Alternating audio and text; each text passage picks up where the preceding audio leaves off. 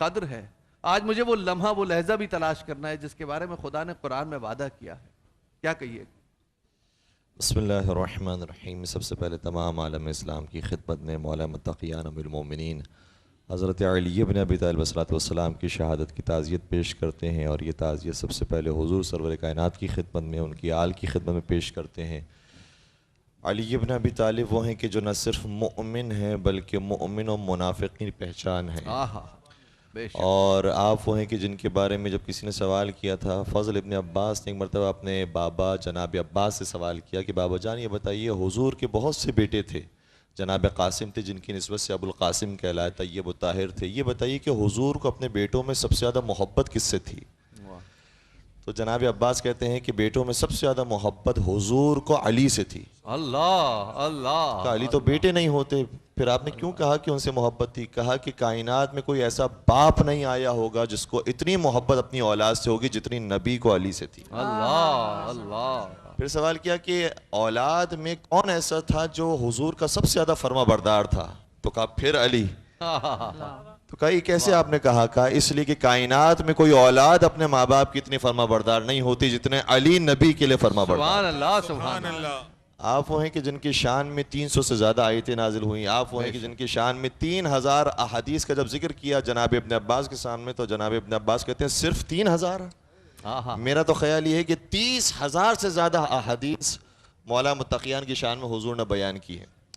تو چاہے ہم قرآن کی آیے تطہیر کی بات کریں، چاہے آیے مباہلہ کی بات کریں، چاہے آیے مودت کی بات کریں، چاہے آیے ولایت کی بات کریں، چاہے آیے غدیر کی بات کریں، چاہے آیے اکمال کی بات کریں، چاہے آیے تبلیغ کی بات کریں، چاہے آیے انفاق کی بات کریں، چاہے صراط مستقیم کی بات کریں، چاہے نبأ عظیم کی بات کریں، چاہے اولی الامر کی بات کریں، چاہے راسخون فی العلم کی بات کریں، چاہے آل عمران کی بات کریں، چاہے آل ابراہیم کی بات کریں، چاہے ہادی کی بات کریں، چاہے ہدایت کی بات کریں، چاہے نور کی بات کریں، چاہے ولایت کی بات کریں، چاہے دین کی بات کریں، چاہے اس کے محافظ کی بات کریں، چاہے حبل اللہ کی بات کریں، چاہے جنب اللہ کی بات کریں، چاہے حزب اللہ کی بات کریں، چاہے سورہ دہر کی بات کریں، چاہے سورہ فاتحہ کی بات کریں، یہاں تک کہ قرآن مجید کے ہر سورے میں علی علی دکھائی دیتے ہیں. اور کسی نے کیا خوب کہا تھا کہ قرآن تیرے پاروں میں علی، مومن کے ناروں میں علی، تو قبر کے باہر جو کر لے تیری قبر کے اندر علی علی. تو علی ابن ابی طالب وہ ہیں کہ جن کا ذکر خدا نے قرآن میں کیا ہے، مصطفیٰ نے اپنے فرمان میں کیا ہے، اور ہم اس علی اعلیٰ کے ذکر کا کچھ حصہ یہاں پر لوگوں کے سامنے بیان کر رہے ہیں تاکہ ہمارا شمار بھی ذاکرین میں ہو جائے. اللہ اللہ. کیونکہ حدیث رسول یہ بھی ہے کہ جو زبان سے ذکر علی کرتا ہے خدا زبان کے گناہ معاف کر دیتا ہے. اللہ اللہ اللہ. جو کانوں سے ذکر علی سنتا ہے کان کے گناہ خدا معاف کر دیتا ہے. جو ذکر علی کو اپنے ہاتھوں سے کتاب میں لکھتا ہے خدا ہاتھوں کے گناہ معاف کر دیتا ہے. اور جو ان ذکر علی کو اپنی آنکھوں سے پڑھتا ہے خدا آنکھوں کے گناہ معاف کر دیتا ہے. وہ عابد ایسا ہے جو خود عبادت گزار نہیں بلکہ جو اس کو دیکھنے والا ہے وہ عبادت گزار ہے. اس علی کی آج شہادت کی رات ہے. کتنا بڑا نقصان ہے امت کے لیے. وہ علی کہ جس نے یتیموں کی ایسی کفالت کی کہ جب آپ کے سر اقدس پہ ضربت لگی تو کوفے کے سارے یتیم بچے اپنے اپنے حصے کا دودھ کا جام لے کر آئے کہ ہم نے سنا یہ ہے کہ طبیب نے کہا ہے ہمارے بابا کو دودھ کی ضرورت ہے. اللہ. اور جب یہ دودھ کا جام پیش کیا گیا تو مولا متقیان نے یہ کہہ کر لوٹا دیا کہ ابھی بھی تمہارا باپ زندہ ہے. اللہ اللہ. اور پھر اسبق بن نباتہ جو اس موقع پر موجود تھے، آج کی رات بھی ایسی ہے جو شب قدر میں سے ایک رات بنتی ہے، تو اسبق بن نباتہ کہتے ہیں کہ یا امیر المومنین میرے کچھ سوالات ہیں لیکن میں دیکھ رہا ہوں کہ آپ کی طبیعت ایسی نہیں ہے کہ آپ شاید جوابات دے سکیں. تو یہ جملہ سن کر علی نے اس موقع پر بھی فرمایا سلونی قبل ان تفقدونی. اللہ اللہ. پوچھ لو قبل اس کے کہ تم مجھے کھو بیٹھو. اور پھر آپ نے وہ سارا منظر جو بیان کیا ہے میں اس کی تھوڑی سی تفصیل عرض کروں گا. مولا کا طریقہ یہ تھا کہ جب رمضان کے ایام شروع ہوئے تو 13 رمضان کو خطبہ دے رہے تھے. اپنے بیٹے حسن مشتبہ سے مخاطب ہو کہا کہ بیٹا حسن یہ بتاؤ رمضان کے کتنے دن گزر گئے ہیں؟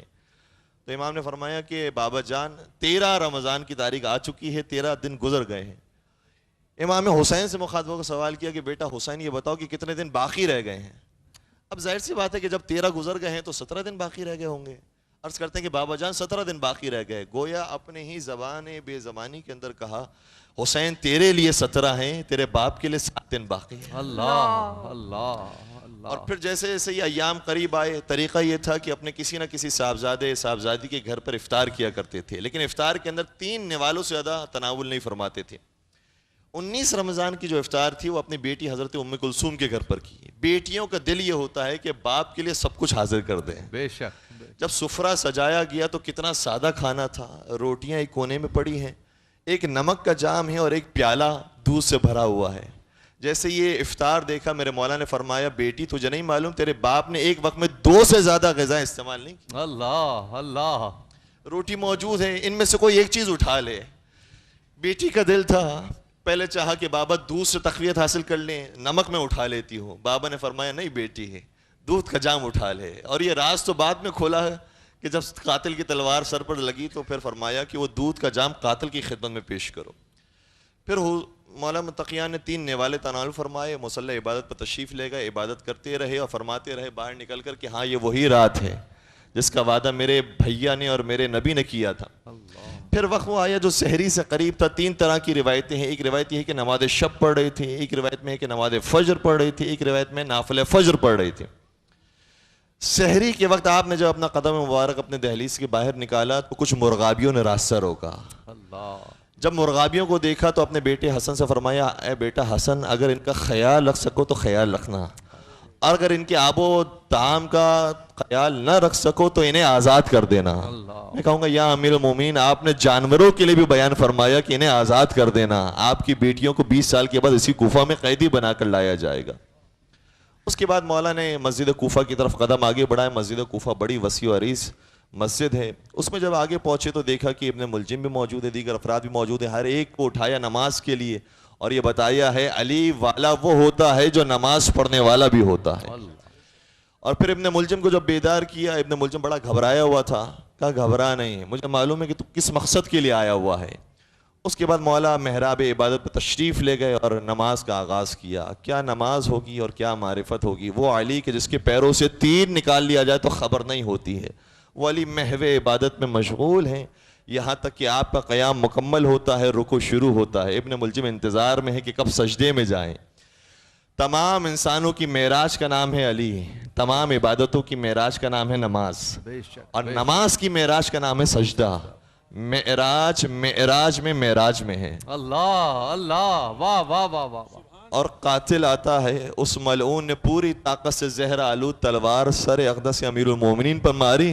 اللہ. تو آواز قدرت آئی تحدمت واللہ القان الہدا وانتمست واللہ نجوم السما. خدا کے قسم ہدایت کے ارکان منہدم ہو گئے. آسمان ہدایت کے اندر جو ستارے موجود تھے وہ گر کے ٹوٹ پڑے. اس موقع پر بھی امیر المومنین کی زبان سے نکلا بسم اللہ وباللہ وعلی ملت رسول اللہ. پھر ایک آیت کریمہ کی تلاوت کی, منہا خلقناکم وفیہا نعیدکم ومنہا نخرجکم تارۃ اخری. ہر انسان کو خدا نے اسی مٹی سے پیدا کیا ہے, اسی مٹی میں جانا ہے, اسی مٹی سے اٹھائے جانا ہے. اور پھر جب نماز مکمل کی تو فرمایا فزت ورب الکعبہ, رب کعبہ کی قسم علی کامیاب ہو گیا. میں کہوں گا کہ آپ یہ بھی کہہ سکتے تھے خدا کی قسم علی کامیاب ہو گیا. کہا نہیں, میں کعبہ یاد دلانا چاہتا ہوں, اسی کعبے میں آیا تھا, آج میں اللہ ہی کے گھر سے جا رہا ہوں. اس کے بعد اصحاب نے سہارا دیا. اسبغ بن نباتہ موجود ہیں, زید بن سوحان موجود ہیں, صحصہ بن سوحان موجود ہیں. یہ سارے اصحاب مولا کو سہارا دیتے ہوئے بیت علی تک لے کر آئے.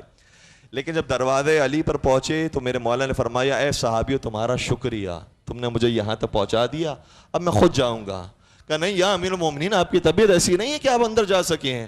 کہا تمہیں نہیں معلوم میرے گھر میں میری بیٹیاں موجود ہیں. اللہ اللہ. جب باپ کو اس حالت میں دیکھیں گی برداشت نہیں کر سکیں گی, گریا کریں گی, اور میں نہیں چاہتا کہ میری بیٹیوں کی آوازیں کسی نامحرم کے کانوں تک پہنچے. اللہ.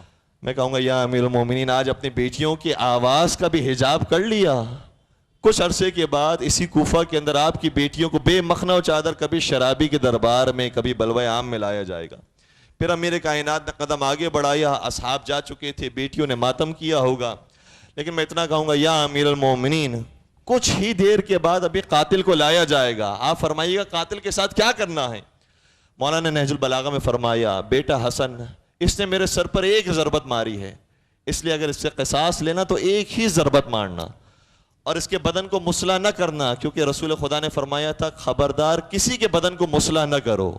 یہ گویا اشارہ ہے کہ بہت سے ایسے تھے کہ جن کے ساتھ یہ واقعات پیش آئے، لیکن انہوں نے کیا کیا ہے قاتل کے ساتھ.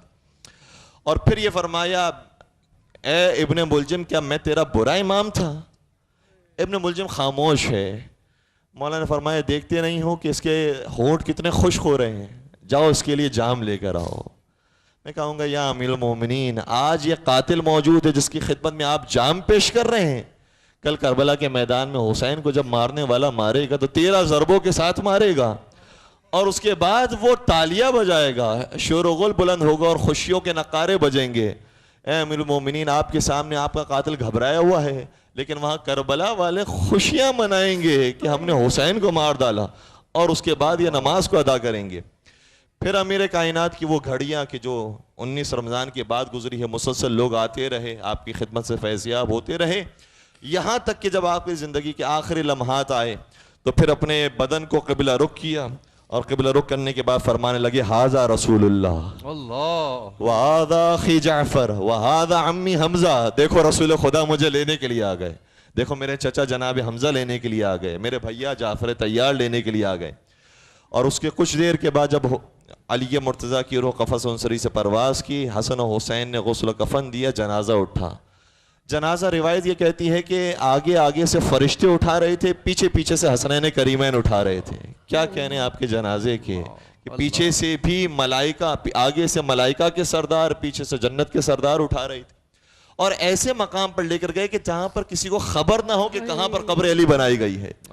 اسی لیے کوفہ کے اندر علی ابن ابی طالب کے سر پر ضربت لگی، لیکن کوفہ میں قبر نہیں بنائی گئی، نجف اشرف میں جا کر بنائی گئی. اور جب نجف اشرف میں قبر بنا کر حسنین کریمین واپس لوٹ رہے تھے تو کسی بوڑھے کو دیکھا جو کرا رہا تھا. یہ مشکل کشا کے بیٹے تھے، لہٰذا اس کی مشکل کشائی کرنے کے لیے خدمت میں حاضر ہوئے. کہا کہ کیا مسئلہ ہے تیرا؟ کہا 3 دن ہو گئے، ایک میرا غمخوار تھا، آیا کرتا تھا میرے پاس، میری باتیں سنا کرتا تھا، نہ جانے میری کون سی ایسی بات بری لگ گئی کہ پھر اس کے بعد نہیں آیا. کہ یہ تو بتا کہ اس کا نام کیا تھا. کئی مرتبہ میں نے اس کا نام پوچھنے کی کوشش کی، کبھی نام نہیں بتایا، ہمیشہ کہتا تھا میں عبداللہ ہوں، اللہ کا بندہ ہوں. کہ یہ بتا کہ اس کی شکل و شمائل کیسی تھی. کہ بچوں میں نابینا ہوں، میں صحیح طرح سے دیکھ نہیں پایا کہ وہ کیسا تھا. کہ پھر ہم کیسے پہچانیں گے وہ کون ہے اور کیسے تیری آشتی کروائیں گے؟